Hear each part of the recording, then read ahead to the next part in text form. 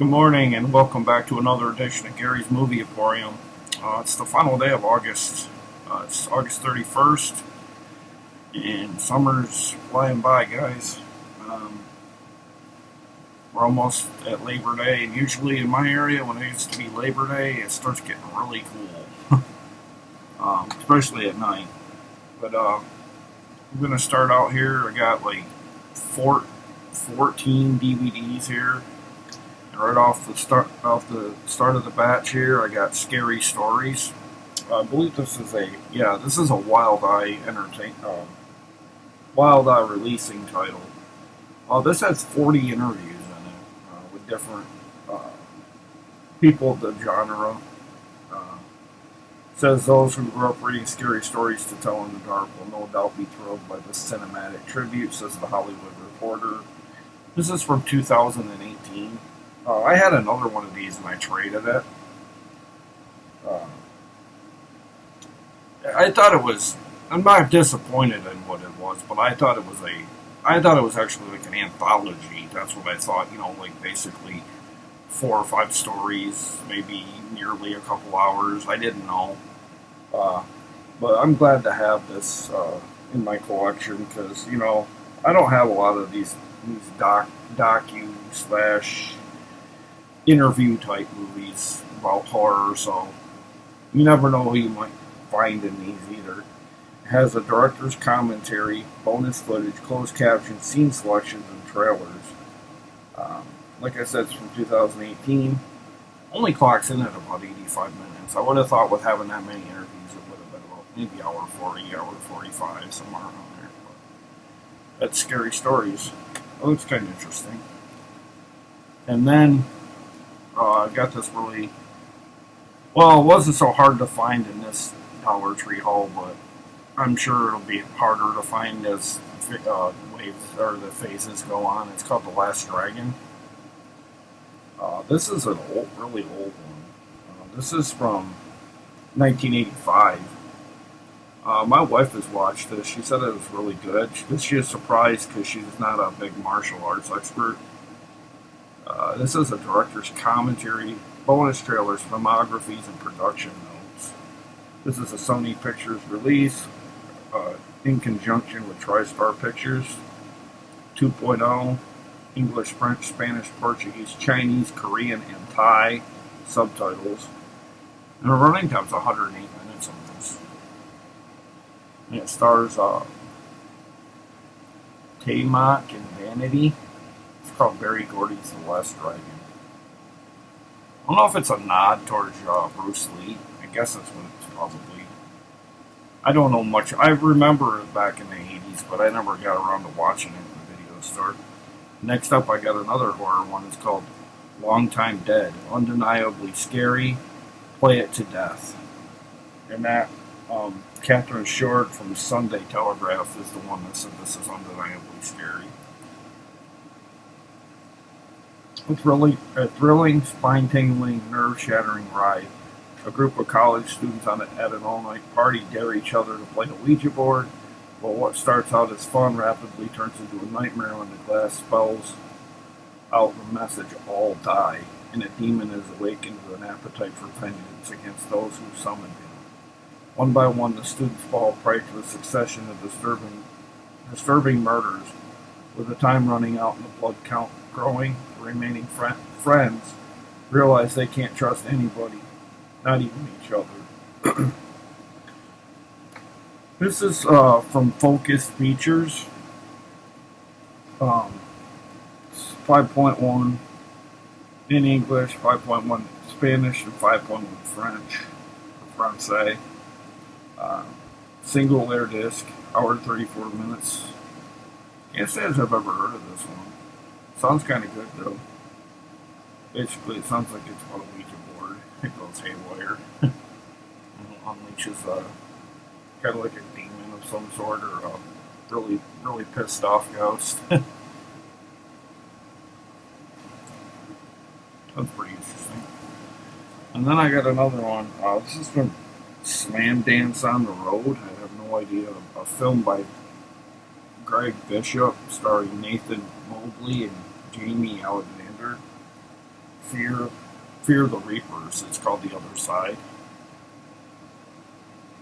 This was a Slam Dance Film Festival selection, along with a Grand Jury Award for Best Feature Film. Pulse pounding excitement. Greg Bishop may be the next big thing in horror movies, says Sci-Fi Dimensions, and E-Film Critic says it's a fast-paced, creative, and entertaining movie. This has a lot of features on it as well, guys. A feature entering the other side featurette, visual effects, featurette, deleted scenes with commentary with writer-director Greg Bishop, 5.1 surround, optional Spanish subtitles, and a trailer. The bonus features are not rated on this disc, by the way. This too is from Illumination, with an A, not an I. Bishop Studios, rated R, 2006 on this title. So if you see this, you might want to grab this, because I didn't see a lot of those. And next up, I got a Sam Elliott two film bonus set here. I Will Fight No More Forever and Dog Watch. This is basically the same thing I had with the other Western the other day with Sam Elliott, because that was the same movie. It's just like they repackaged the Dog Watch is the one that's new on here for me. It's 2018, 202 minutes. So if you divided these in half, they're about the same length. I Will Fight No More lasts about 4 more minutes.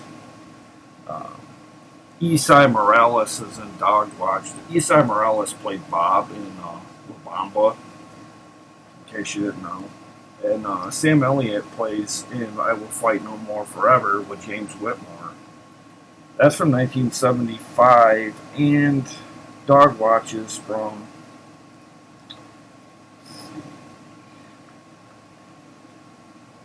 doesn't have a year on here, but you can look that up on IMDb for Dog Watch. Maybe somebody knows a little bit more about that than I do. I can't say as I've ever heard of that one, but I have heard of the first Sam Elliott on there. And I'm pretty happy to get this. I could have got this in the trade, but I knew I'd already gotten it. Come with a slip here. A lot of genre stuff so far in this video. Called Ghost Beyond. 2 bonus movies. It has Legacy of Evil and Beneath the Mississippi. But the main film, The Ghost Beyond, stars Trevor Donovan and Vale Bloom.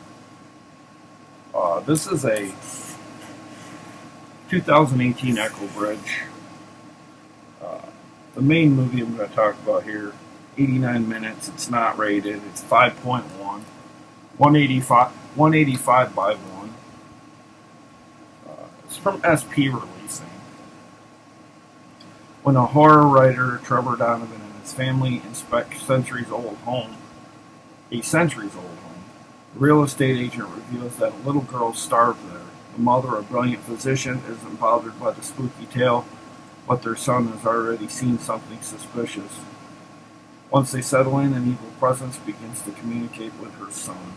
So, basically, it's about a little boy who becomes either possessed or gets, basically seduced by a ghost to start acting weird and things because of her being really evil. I've seen a lot of these types of movies, A lot of the plots are the same for a lot of these ghost movies. They're always after the person's kid. And then next up, we got a Keanu Reeves Brotherhood of Justice. This includes 7 bonus movies. This was a Walmart exclusive. 2 is an Echo Bridge from 2017. It has The Wild Ride with Jack Nicholson, Ministry of Vengeance with John Schneider, Forever Mine with Joseph Fiennes and Ray Liotta, Confessions of a Police Captain starring Franco Nero and Martin Balsam and Mary Lou Tola. And A Dangerous Place stars Ted Jane Roberts about a young martial arts student. I've seen this, I believe. A movie called Demolition High with the late, great Corey Haim. In Street Corner Justice starring action star Mark Singer. And it says co-starring Bryan Cranston, so it's a pretty good flick. And also, it's kind of fitting to have something from Keanu, seeing Bill and Ted Face the Music just hit streaming services around the country. So, and worldwide, I guess. I don't know how far streaming services go, but I would imagine it's probably overseas too, Bill and Ted. I know some of the streaming services are kind of like they limit it to the United States in some regards, some services, because I don't know if it's just copyright kind of thing or. But next up is retro TV favorites. I have 17 episodes over 7 hours, and it's the best of the Lone Ranger, starring Clayton Moore, Jay Silverheels, and Lyle Betker.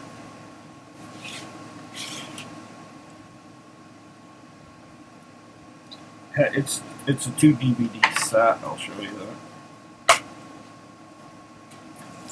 Pretty nice disc art here. They're the same, but I like how they, it kind of sticks out to you, like the way the Lone Ranger looks. A lot of people bash the one that Disney did years back now. I actually had fun with that. I thought it was really well done. I mean, yeah, it wasn't the traditional Lone Ranger, like the TV show. It borrowed from other, like old westerns that were funny too. It was good. It was a good movie. Despite what people thought of it, I had fun with it. I saw it at the drive-in along. Geez, probably 6-7 years ago, probably now. And then I got another bonus movie here with 2 bonus movies called Consumed. Zoe Lister-Jones, Victor Garber, Taylor Kinney, Anthony Edwards from ER, Griffin Dunn, and Danny Glover from the Lethal Weapon series. Filmed by Daryl Wayne. Consumed, What Are You Eating? It comes with a slip, same exact cover. Comes with Taking Back Our Town and Jewel, starring Farrah Fawcett and Cicely Tyson. Taking Back Our Town stars Laura Innes, Ruby Dee, and Chris Bauer. But the main movie here, Consumed, is when Sophie's son develops a rash that keeps spreading as doctors are unable to find a cure. Sophie begins investigating GMOs as the cause. She teams up with disgraced former scientist Griffin Dunn to determine whether Clinestra's GM research may pose a threat to food safety. So this is basically about food. And 2, guy who plays Kelly in Chicago Fire is in this as well, right there. But getting back to about this movie, it basically is about food supplies becoming contaminated, and people are developing rashes, and I don't know if I have respiratory problems from it too, because rashes means you're kind of allergic to what's going on, so it does do stuff to your breathing. And I don't know if people are dying or just getting deathly ill.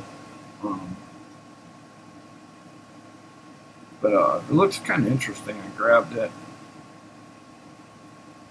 Oh, it also has the actor who played in Legends of Tomorrow. He played like a split hero on it, where he was I can't remember. I haven't seen it in years, but it was when he was split hero with I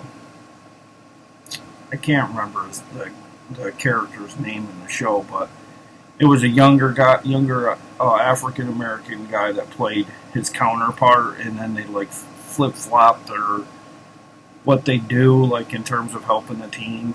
Like maybe somebody up there can tell me, but um, I'm not good with the names on that show.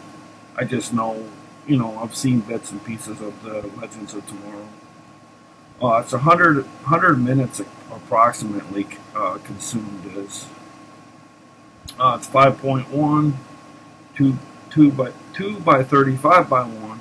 It says that it's an SP releasing in Mar Vista Entertainment and Mr. Lister Films. So they had quite a few people collaborate on Consumed. So the budget should be pretty decent.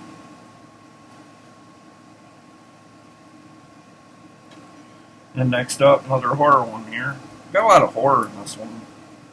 I think when we went in the back, I got a lot of these horror ones because I was able to do that. This is Last Exorcism Part 2. This was not half as good as the first one. I don't know if it's because, for me, I love found footage.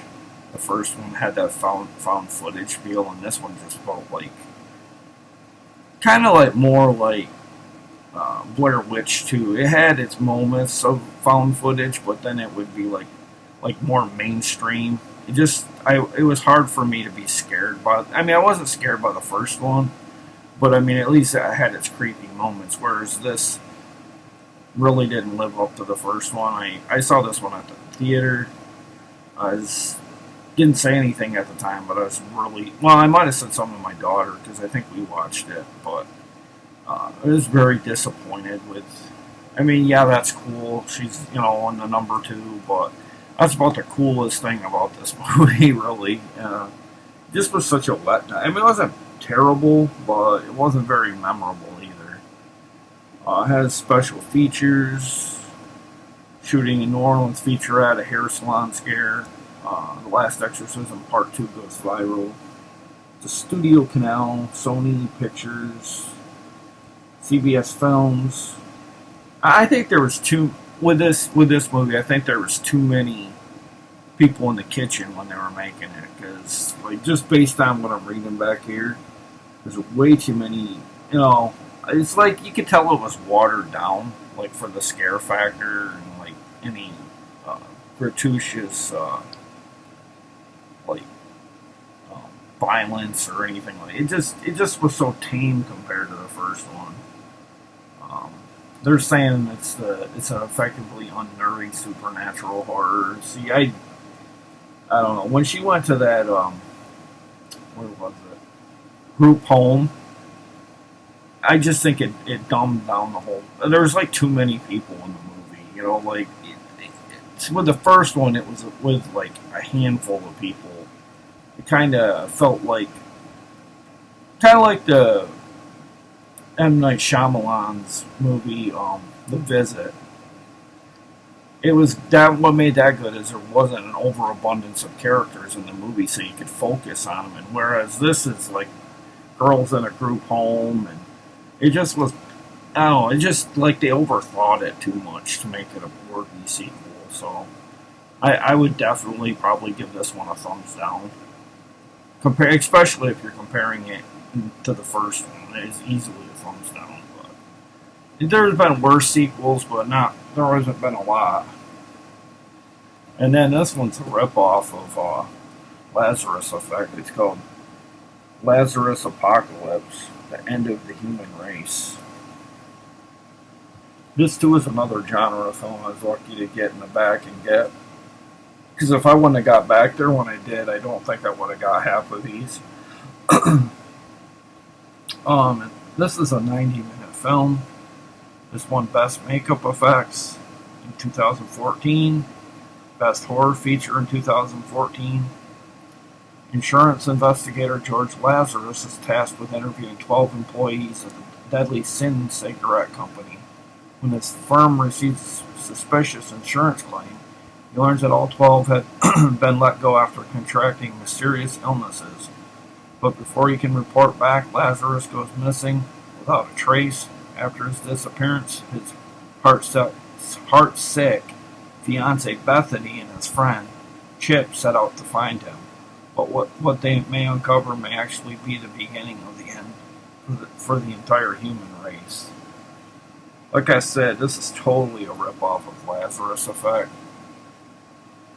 The lady on the cover is even kind of like red, like the cover for Lazarus Effect. Plots are totally different, though. This is a 2014 film. 90 minutes, 16 by 9, 5.1. It's claiming it's a horror film. Kind of looks more like a thriller, though, based on the back here. Has a full-length director's commentary, trailer, The War Master. It's a director's childhood award-winning first film.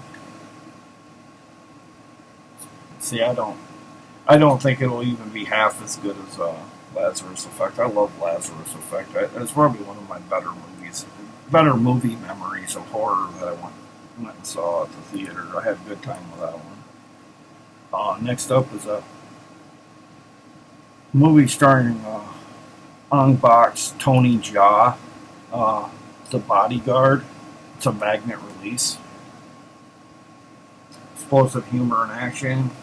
Very limited special features on this. 96 minutes, 2004.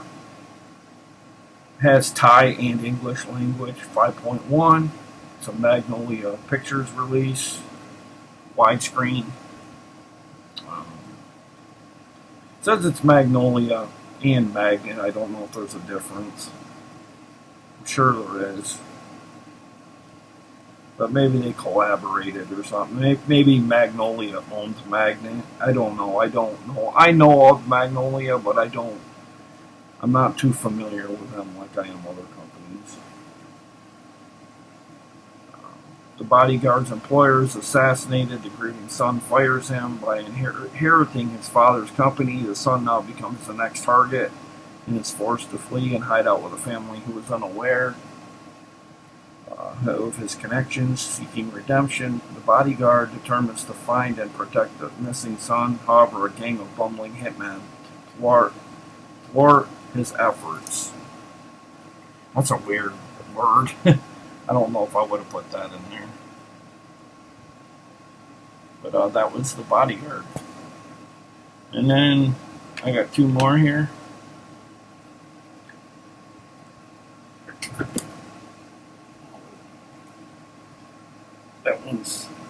That part of it. That one was a damaged one. And then I got, it looks like a horror film. It's from the director of Insomnia and the producers of Headhunters, called Pioneer. It says the underwater sequence is stunned and terrifying. There's almost as much terror on land, according to NPR. When your ultimate adventure becomes your ultimate nightmare. Magnolia Home Entertainment. It's rated R. 111 minutes. 2014. Basically, this takes place in the Norwegian Sea.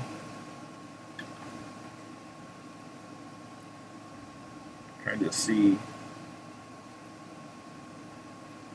Oh yeah, Stephen Lang. I couldn't remember his name. Stephen Lang from Avatar and what is it called? Let's see.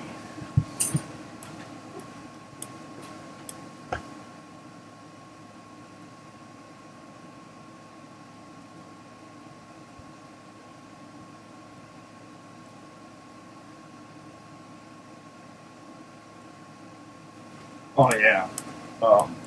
Stephen Lang also played in Don't Breathe. But I got a Stephen Lang movie here, so this sounds promising. Hopefully, it's really good. I don't know. It looks like a kind of like a Leviathan mixed with Deep Star 6 kind of movie. There's the back. And 3 more here, guys. And then this will wrap up one half of what I have left of the Dollar Tree, and then Finally, I'll be through my Dollar Tree haul. Um, First up here is a Blu-ray from 2017, and it's part of the Tribeca Film Festival called The Sensitives. I have no idea if it's like horror or what it is, but it looks like it could be. No, it says it's a documentary. Okay, 80 minutes on this one.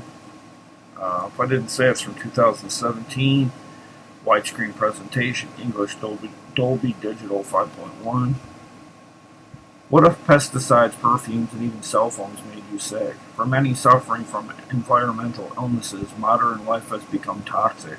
The sensitives capture the upheaval and hope of families seized by a mysterious illness.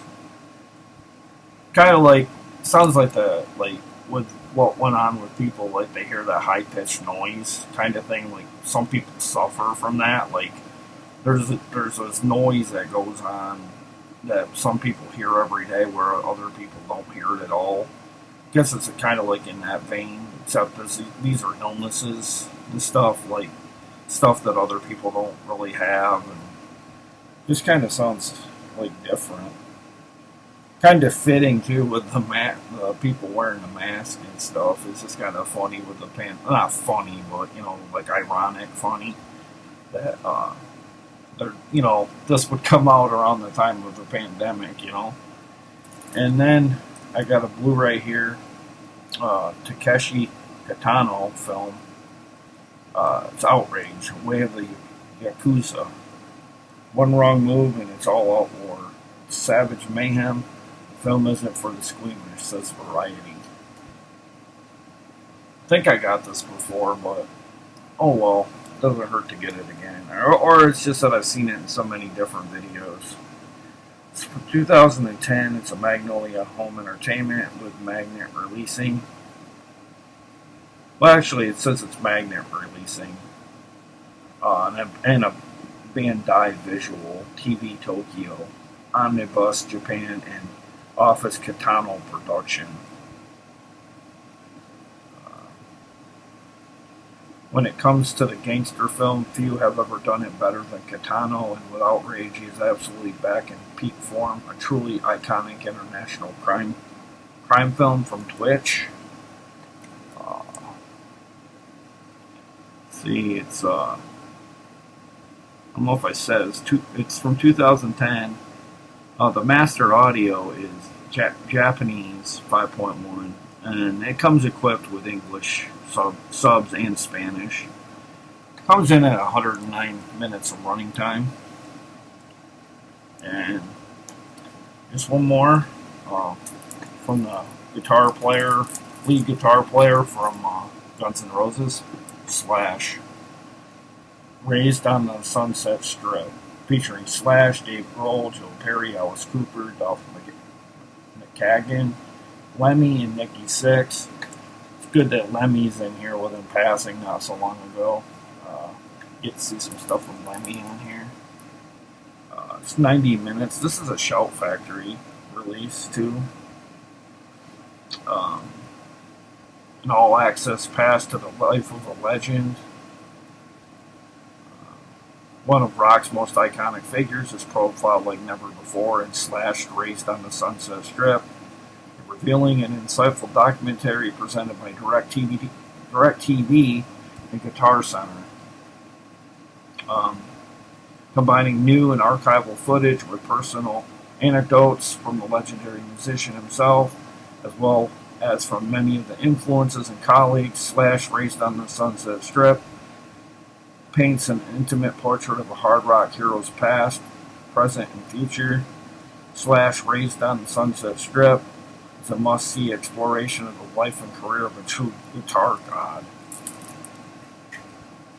I don't even know what he's up to anymore. Thought he started with another band at some point. Then they talked about a reunion. I don't know if that ever really happened. I lost track of Guns N' Roses when Axl Rose, the lead singer, had kind of a bit of a meltdown, and then they kind of like fell off my grid for listening to, because I heard Axl Rose is kind of a jerk to work with, He's had problems with lead singer for Metallica, a whole slew of other artists he's had problems with. And then what did he do? I want to say he performed in person with AC/DC, I believe, in a video I saw here on YouTube. And he looked like he was re-inspired, so I don't know, maybe he got his act together and got cleaned up. But that concludes my haul for the last day of August. I hope you guys all enjoyed that. I'm probably not going to do a video tomorrow. I might wait a day because I like to do 2 days in a row of a video and then take a day off to kind of like not overkill it. Thank you for watching yesterday's video. Somewhere up near 200 views. I appreciate that. I'm glad I've had a lot of comments about my backdrop here with the physical media and my doodads that I have in back of me. Thank you for subscribing. And if you get a chance, guys, tell your friends about the 80 sub contest. I just need like two more subs and I'll have 80, and then I can do the contest. And like I said, I still got in the back here, I still got all the Blu-ray down here that I can give away that are extras, or DVD, whatever you prefer. And with that, I'm out, and you all have a good day. And I'll try to see you back on probably Tuesday with the final part of my Dollar Tree. And then the rest of the week, it'll be Dollar Tree trades that I'm going to be doing. But these are the ones that I've been doing lately are all store-bought that I got myself physically. And once I get them done, I pretty much wrapped up the pickups that I got. And then I do my trade videos. And then I'll be caught up finally. It's been a long journey to get these all done for you. But I hope you enjoy them. And as long as you keep enjoying them, I'll keep doing them. Thanks for taking in Gary's Movie Emporium. And you all have a good day. And I'll see you again in the next video. Bye.